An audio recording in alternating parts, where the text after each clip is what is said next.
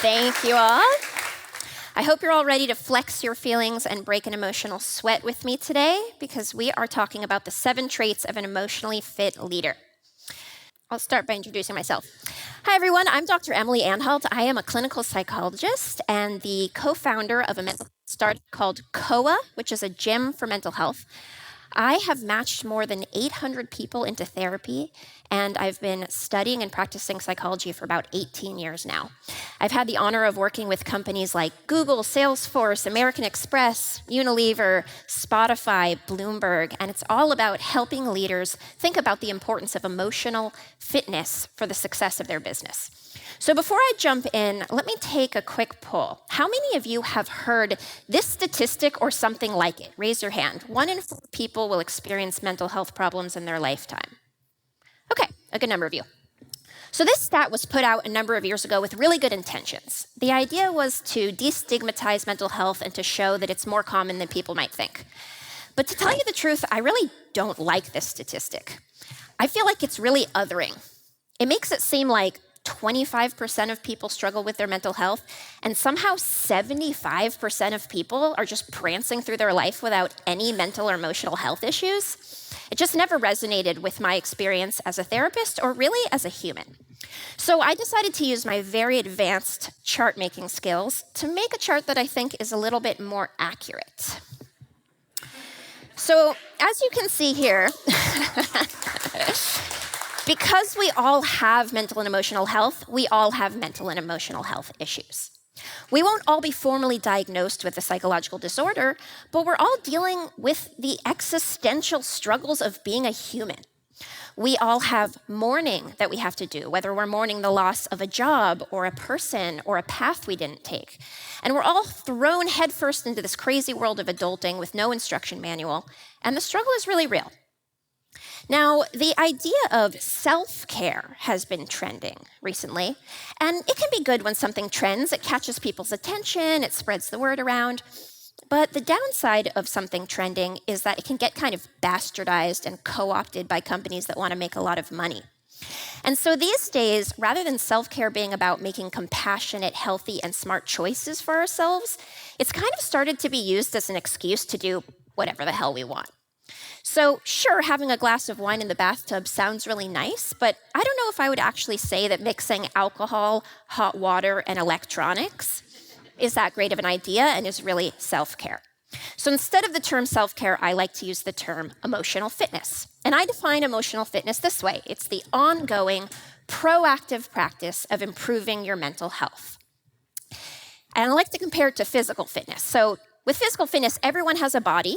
So everyone has physical health. Some people struggle with chronic illness, some people don't, but we all get sick sometimes, and we all have unique strengths and limitations that we have to understand and we have to tend to. I think a lot of people like to think that if they're not sick, that means they're healthy. But if you talk to someone with good physical fitness, someone who sleeps 8 hours a day and eats well and exercises, they'll tell you just because you're not ill does not mean that you're fit. The same is true with our emotional fitness. You might not be struggling with daily panic attacks, but that doesn't mean that you have peak emotional health. Just like with any fitness routine, it takes practice. There's always more work to do. So I wanted to understand, how do you do that work? What is an emotional push-up, and how do you do one?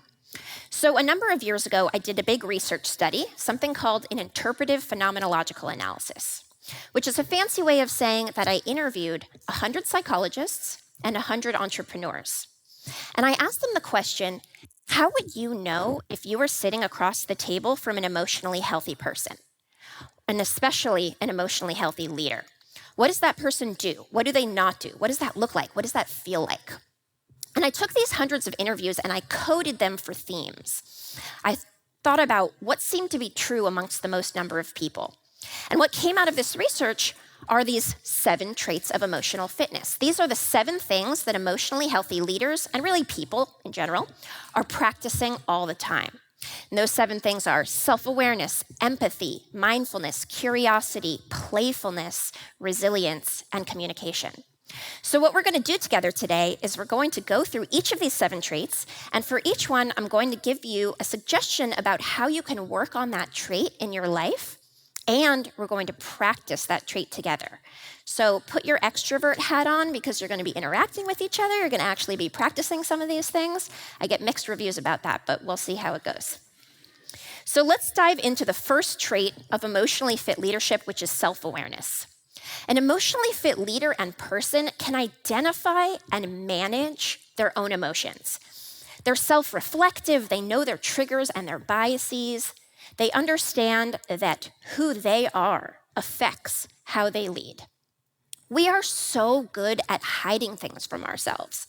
I remember when I first got into therapy, I thought I had nothing to learn about myself. And then my mind was blown by how much I didn't know. And the things we don't know about ourselves determine a lot about how we lead and the relationships that we're in. So the more we know about ourselves, the more intentional we can be with our choices. So how do we increase self-awareness? Let's go through a couple suggestions. The first one I mentioned is get into therapy. Therapy has a lot of stigmas and misconceptions. A lot of people think that therapy is only for someone who's going through a crisis or who's really struggling. But my experience is that therapy actually works on a whole different level when you go when things are mostly fine in your life. Because instead of managing a crisis, you're actually digging deeper. You're understanding your patterns. You're understanding who you are and what your relationship to yourself and to other people is. So I highly recommend giving this a try before you might think you need it. Secondly, think about journaling consistently.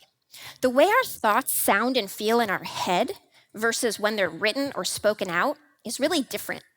Sometimes just writing something down can change the chemistry of that thought or feeling for us. And it can be really powerful to have a record of how you felt because there are a lot of things that have a selective memory. Like when we're feeling depressed, it can feel like we've always felt depressed and we always will. And having a record that, oh, actually a few weeks ago I felt pretty good, can be a nice reminder that tough things pass. And finally, ask for feedback. This is an amazing way to increase self-awareness. There are a lot of people in your life who aren't going to tell you how they really feel about you unless you ask directly. So make it part of your practice to ask people to check in. And don't forget that the way you respond to that feedback is going to set the tone for how safe people feel to give you feedback the next time. And we'll talk about how to be non-defensive in a little bit. For now, though, let's practice self-awareness. We're going to do a little activity that I call Make a Fist. So I want everyone to find a partner, turn to someone that's sitting next to you. You can go ahead and introduce yourself.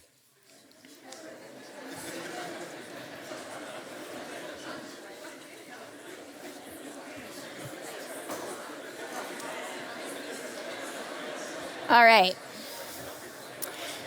So here's the way this activity works. The partner who has, let's say, the shorter hair, you're going to make a fist with your hand. The partner who has the longer hair, I'm going to give you 5 seconds to get your partner's fist open. Okay? On your mark, get set, go. 1, 2, 3, 4, 5.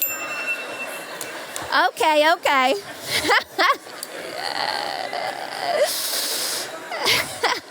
I love watching that every single time. All right. So, partners who are making the fist, raise your hand if you resisted your partner opening your fist. Okay.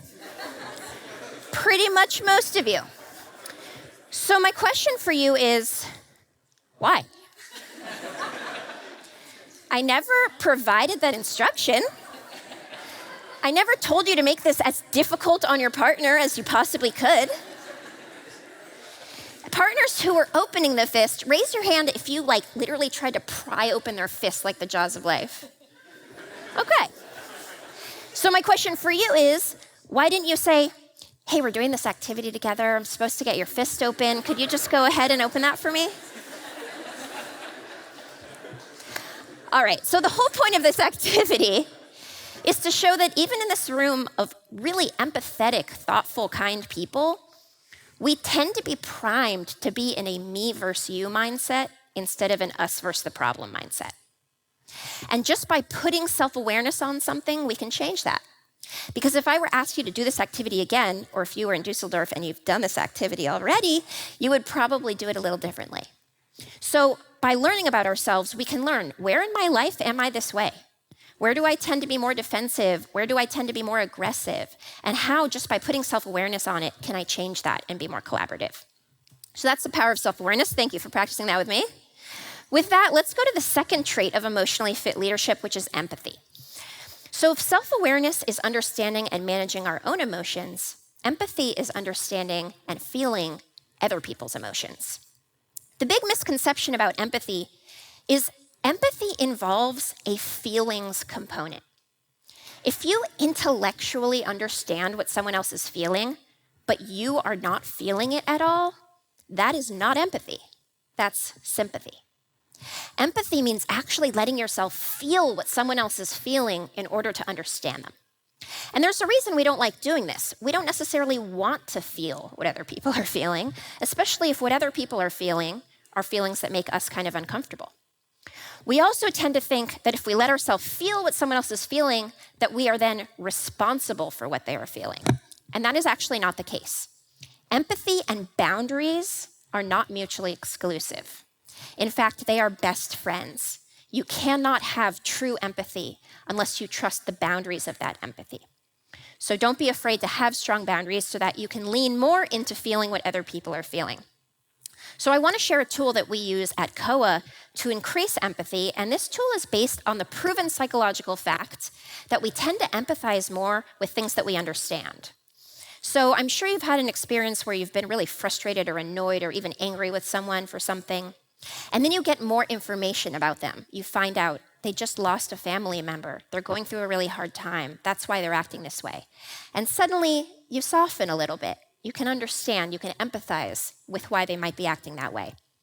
So to increase your understanding of people and thus your empathy, I recommend making and sending out an emotional fitness survey.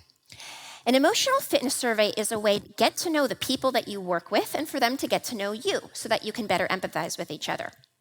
The way this works is anytime someone new comes to work at our company, we send them a survey with a bunch of questions to help them tell us what they need in order to do their best work. And then we have that information available to everyone in the company to see. So some of the questions on our survey are things like this.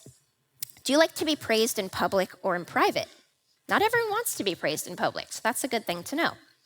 How do you like to receive feedback? Do you want it in written form so that you can think about it before you respond? Do you want it face-to-face so that you can have a conversation about it? How do you like to be cared for or cheered up during a tough time? This one came in handy at my company when someone went through a really tough loss, and we looked at their emotional fitness survey answers, and it said during a tough time, they like to be given some space and then supported. So we knew to leave them alone for a little bit, and then we sent flowers and let them know we were thinking of them. How would I know if you were feeling overwhelmed? This one's really helpful to know so that if you see a team member showing one of the things they told you to look out for, you can jump in, you can support them, you can take something off their plate. We'll talk about that more later. And then you can ask all kinds of questions, like we ask, how do you like your birthday to be celebrated? Because we have some people who are like, please pretend it doesn't exist. I do not want you to say anything. And we have other people who say, you know, if no one mentions my birthday, I feel really sad and forgotten. So these are the kinds of questions on our survey, but you can put any questions on your own survey. And I have more examples I can share with you. I'll share my contact information at the end for anyone who wants a full list of all of the questions that we ask.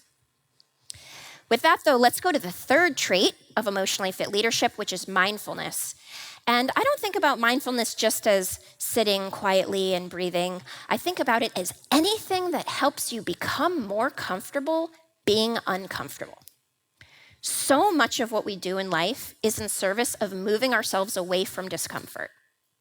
But so often the things we do to avoid discomfort end up being more uncomfortable and worse for us than the original thing we were trying to avoid.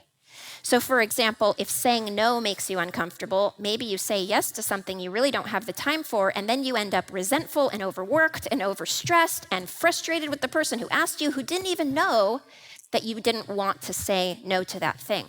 So by learning to become more comfortable being uncomfortable, we open so many options for ourselves, because I would say that just about everything that you want in life is on the other side of some discomfort. So if you can learn to tolerate it, you have access to a whole new world of things. Emotional fitness essentially means that you can slow things down. You can sit with your discomfort long enough to make the best choice instead of the choice that moves you away from discomfort the most quickly. So how do we flex our mindfulness? Essentially, you just practice leaning toward your discomfort instead of away from it. You figure out what does make you uncomfortable and how can you sit in that space instead of avoiding it. And we're going to practice this right now with something that I have found almost universally makes people a little bit uncomfortable, and that is the eye gaze. So each of you with that partner who you had just a moment ago is going to turn to your partner, and for 25 seconds, you are going to stare directly into your partner's eyes. And during that time, I'll tell you when to start. You can blink. Try not to talk, and you'll hear that chime sound when your time is up. All right? On your mark, get set, go.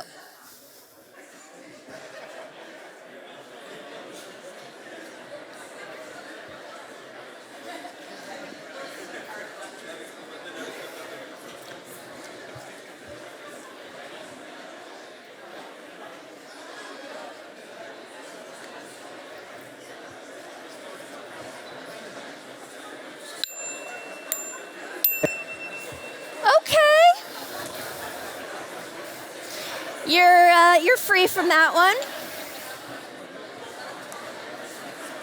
All right. So I'd say you all did pretty well.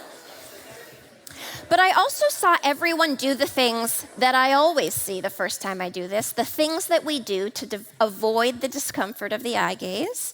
Things like looking away, talking, laughing, making jokes. These are the things that we do because just sitting with someone quietly and presently is uncomfortable. It's vulnerable. So these are the things we do to avoid the discomfort.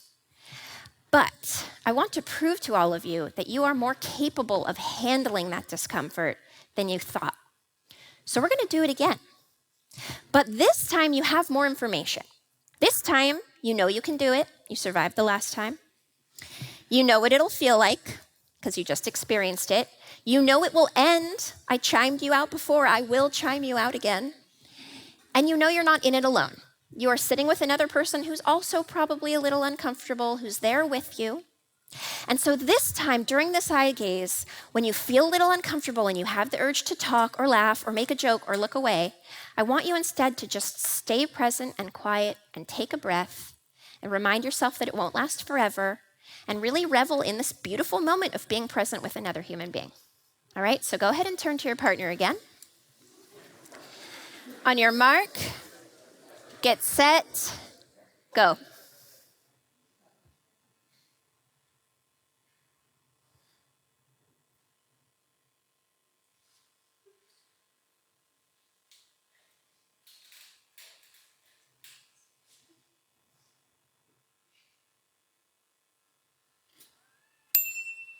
Woo!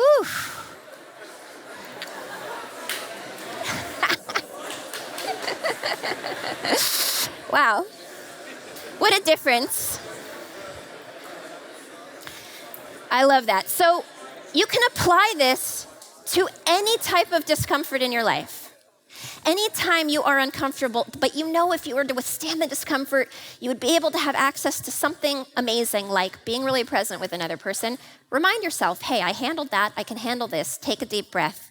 Keep going. Thank you all for indulging me with that one. Let's keep going to the fourth trait of emotional fitness, which is curiosity. Asking questions and pursuing growth over defensiveness.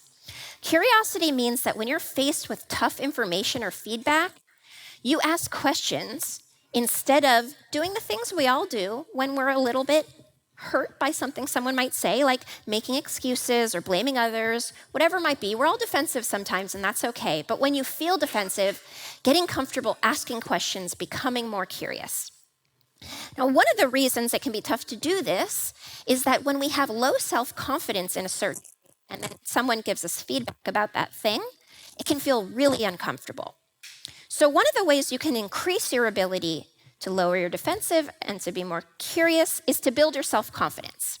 I love this comic by designer Pablo Stanley, who showed how different criticism feels when you're new to something and probably not very confident versus when you're really experienced. You welcome that feedback because that little piece of feedback is not going to shake the very foundation of your identity around that thing.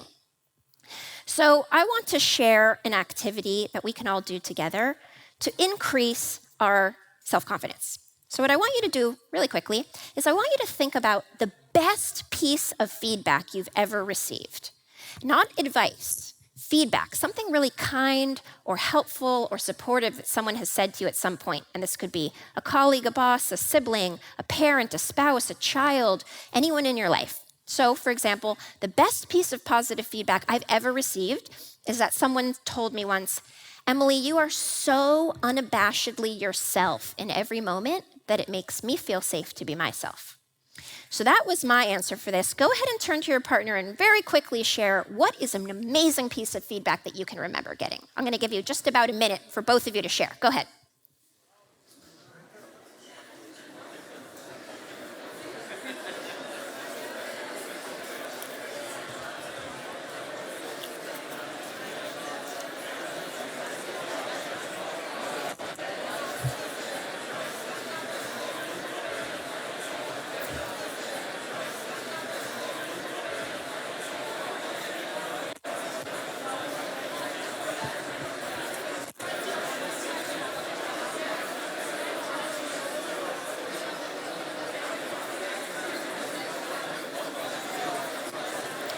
Go ahead and switch partners if you haven't.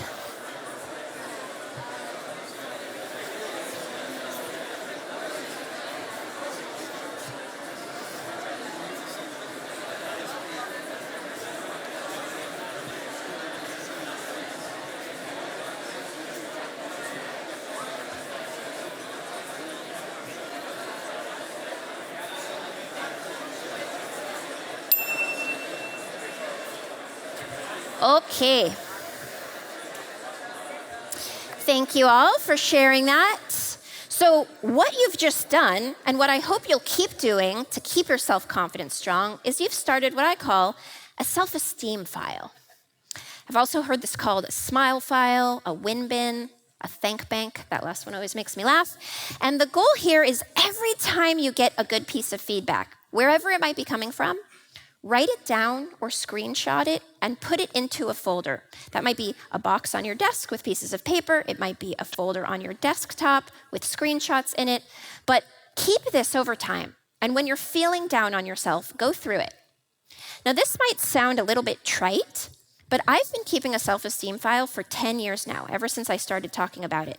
And I have to tell you, when I'm feeling low in my confidence, it is very compelling to see 10 years worth of data that people have given me that show me that what I'm doing is making a difference in people's lives and in the world. You also might do a team esteem file.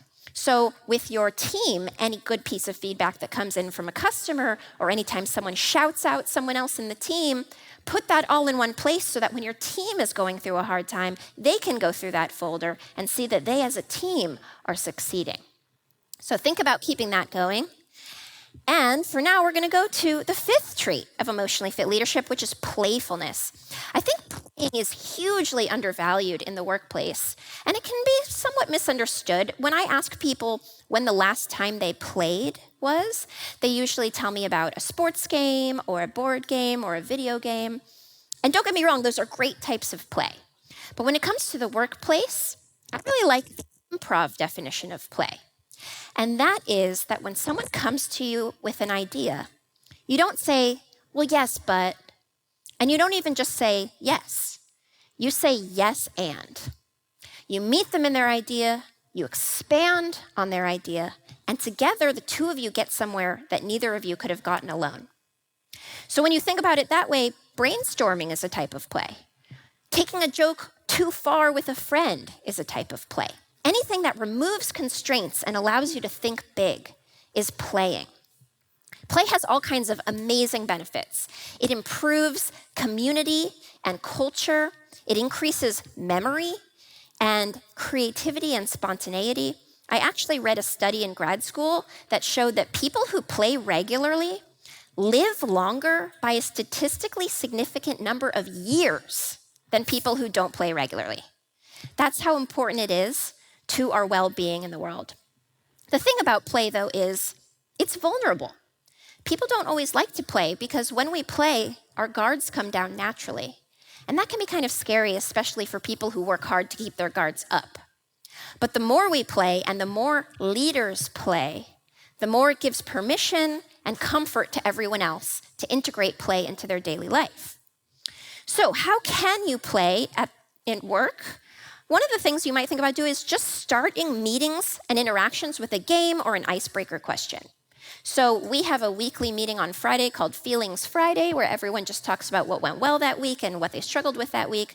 But when we start, we always start with an icebreaker question. I think the most recent one we used was, who is someone in your life who changed your life but doesn't know it? So maybe it was a celebrity, or maybe it's your young child, someone who's changed your life but they don't know that they've done that. You might also play a game, which we're going to do together right now. This game is called 3 Things in Common. And the way this works is you're going to turn to your partner, and I'm going to give you 2 minutes to come up with 3 things that you have in common. And they should not be obvious things like we're both in Berlin right now. Duh. These should be things that you have to ask questions, you have to get curious to figure out. So I've played this game all over the world, and I've been amazed at what some people have been able to find in just 2 or 3 minutes. I've had 2 people who found out that they both are one of 5 kids. I've had 2 people who had the same birthday. I had 2 people who both lost a parent before the age of 16.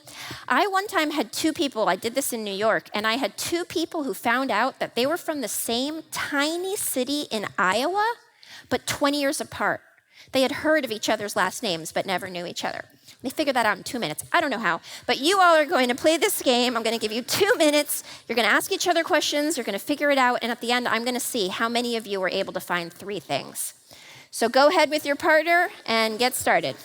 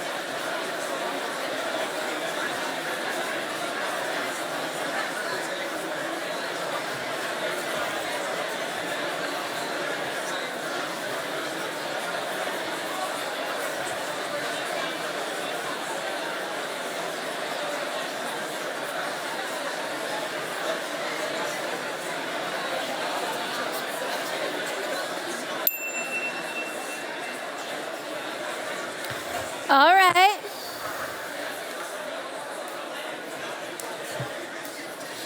So, raise your hand if you and your partner found 3 things. Oh my God. I love it. Raise your hand if you and your partner found any pretty cool, interesting, unique things that surprised you. Oh, I saw that hand shoot up. Would you want to share really quick? What was it?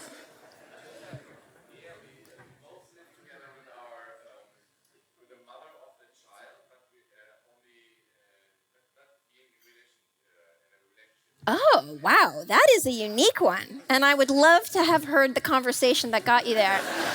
That is amazing. Thank you so much for sharing that. So this is a great game to play. Let's say someone new comes onto your team. They don't know everyone really well. You might tell them, hey, in the next month, I want you to find 3 things in common with everyone on the team.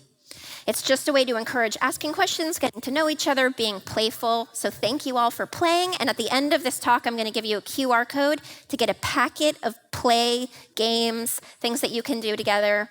We'll put that up at the end. For now, though, let's go to the 6th trait of emotionally fit leadership, which is resilience.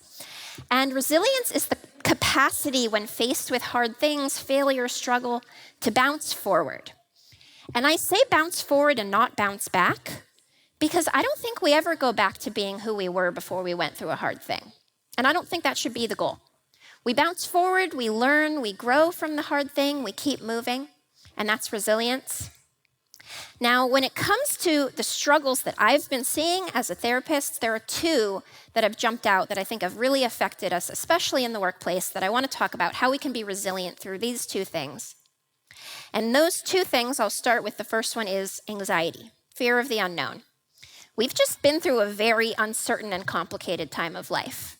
There were a lot of times that we had no idea what was going to happen and what was going to be okay or not okay, and we had to sit with that uncertainty. And what I've seen is a lot of people are left with anxiety. Even once things feel safe, that anxiety kind of still lingers. So I wanted to share a couple tools that you can put in your anxiety toolkit, things that have really helped me and the people I work with manage their anxiety. So the first one is something I call a worry hour. If your anxiety is taking up space in your head so much of the day that it's hard to focus on other things, think about actually scheduling time to worry. It could be 10 minutes a day, it could be a half hour a week, it could be an hour a month, it can be whatever you need it to be. And during that time, you can be as anxious as you want to be. You can freak out, you can perseverate, you can obsess, you can think through every possibility.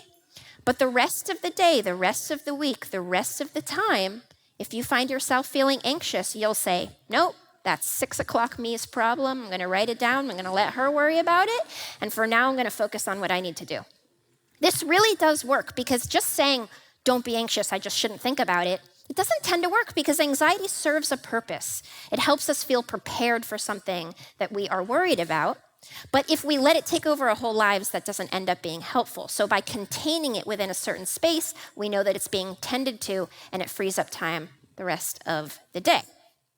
The next suggestion I have might sound obvious, but it's important to remind ourselves when we're feeling anxious to focus on the things we can control and to try to breathe through and let go the things that we can't control. Because often we will be spinning about something that we really can't do anything about. And when that happens, anxiety is sort of like a rocking chair. It gives you something to do, but it doesn't get you anywhere. So, for example, if I was anxious about this talk, there are some things I could do about that. I could practice, I could ask for feedback. But if I was anxious about some terrible thing that may or may not happen years from now that I can't do anything about, I might remind myself, you know what? There's nothing I can do about that. I'm going to focus on the things I have control over. The last tool I want to share, I'm going to tell you a personal story to share with you. So many years ago, I was in a really tough family situation. My mom was in the hospital. It was very dire. It was not looking like she was going to survive. And I was young and still dependent on her, and I was really anxious about what I was going to do if she didn't make it. And we had a family friend come over to keep us company while we were waiting for news. And this family friend was an oncologist. He worked with cancer patients. So he had a lot of experience talking to families who were thinking about loss. And I said to him, his name was Bill, I said, Bill, what am I going to do if my mom dies? How am I going to handle it? How am I going to survive? How do I handle the logistics? How do I handle the emotions? Like, what do I do? And he sat me down and he put his hand on my shoulder and he said, Emily, the version of you that will handle that hard thing, if and when it happens, will be born into existence in that moment. And that version of you will have more life experience and more context and more ability to handle that hard thing than you do now. It's not fair of you to expect yourself to know how you're going to handle it, because the version of you that will handle it doesn't exist yet. You have to trust your future self to handle future problems. So that's my advice for you the next time you feel anxious. Trust your future self to handle future problems. Present you is probably already dealing with a lot, and past you had to trust that present you would deal with this moment. Present you needs to trust that future you will handle that moment. Now, this was extremely comforting to me during that really tough time. And by the way, my mom made it. So if I had spent too much time worrying, that would have been a lot of stress. I would have been rushing out to meet my suffering. I would have been suffering future pain unnecessarily. And instead, I trusted my future self, and I saved myself a lot of heartache. The thing is, though, I use this advice even for little things. If I'm running late to work and I think I might miss the bus, and I start to think, oh, how am I going to get to work if I miss the bus? I'll think, you know what?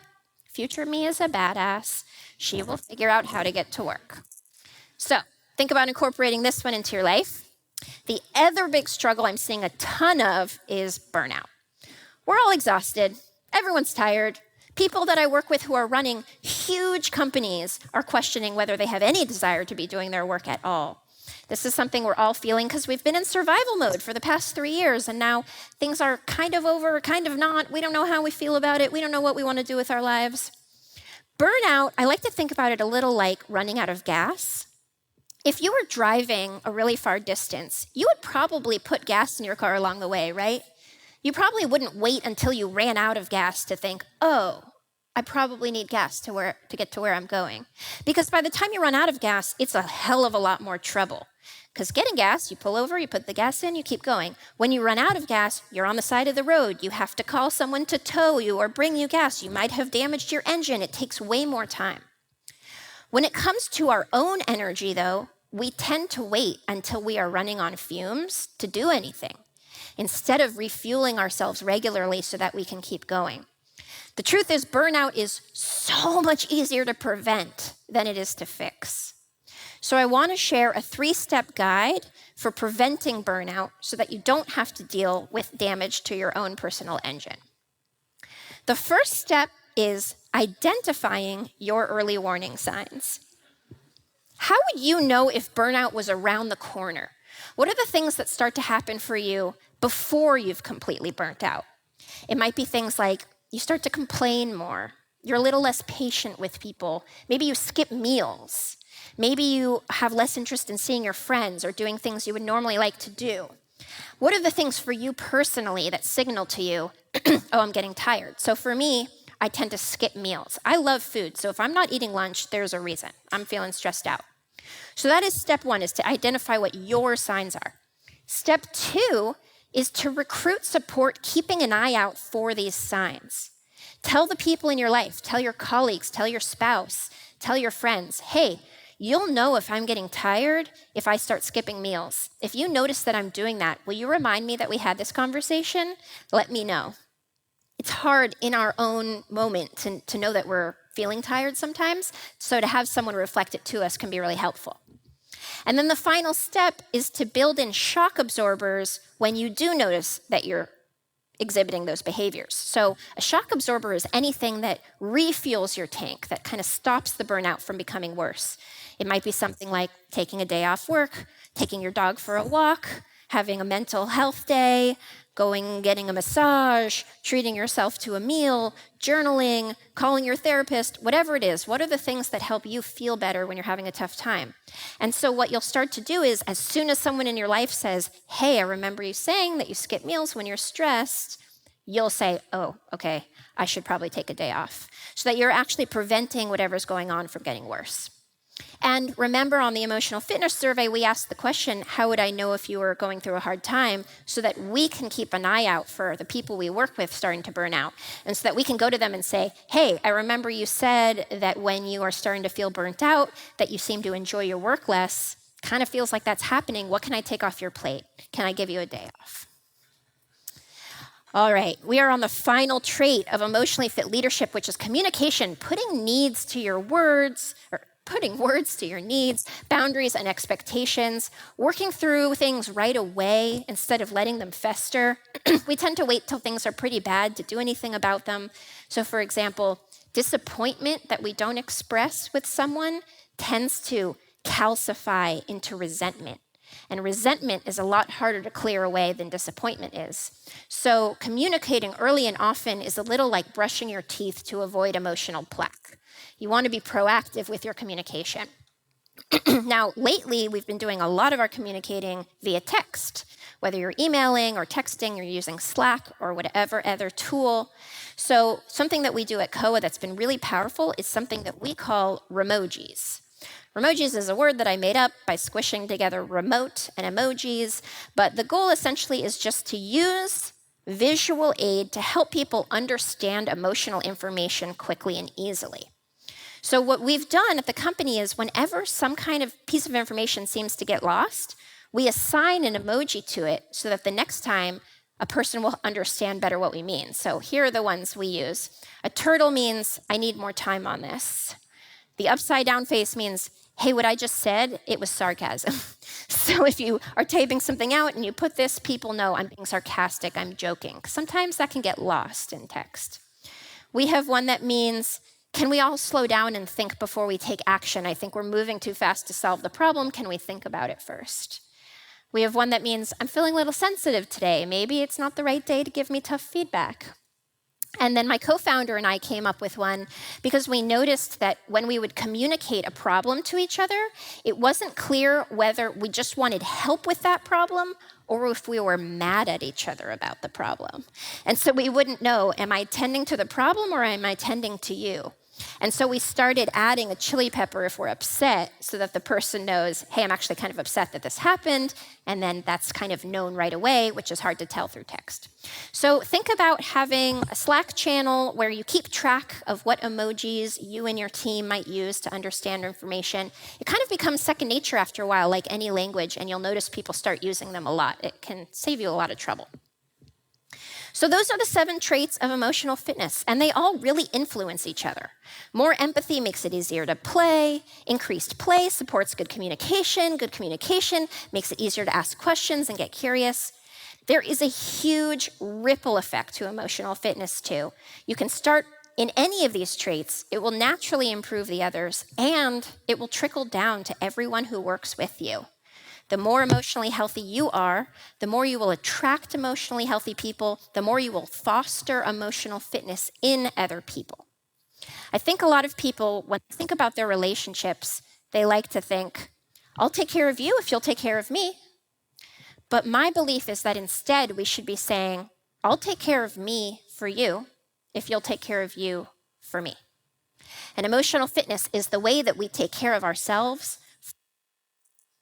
So we're going to do an emotional push-up that practices a whole bunch of the traits that we just did. So I want you all to pull out your phone. Try not to get distracted by any of the notifications that might be on there. I just want you to pull up a text message or an email, whatever it might be. I want you to actually do this right now in this moment. And this combines traits like mindfulness, because this is going to be a little bit uncomfortable, like curiosity, because you're going to be asking a question, communicating through text, and this is going to increase self-awareness because you are going to send a text message asking for feedback. You're going to text one person in your life. It can be a colleague, it can be a friend, anyone that you trust, and you're going to put this in your own words, but you're going to say something along the lines of, I'm working on my emotional fitness, and I would love it if you would share some feedback with me. What's one thing I'm doing well as a friend, colleague, boss?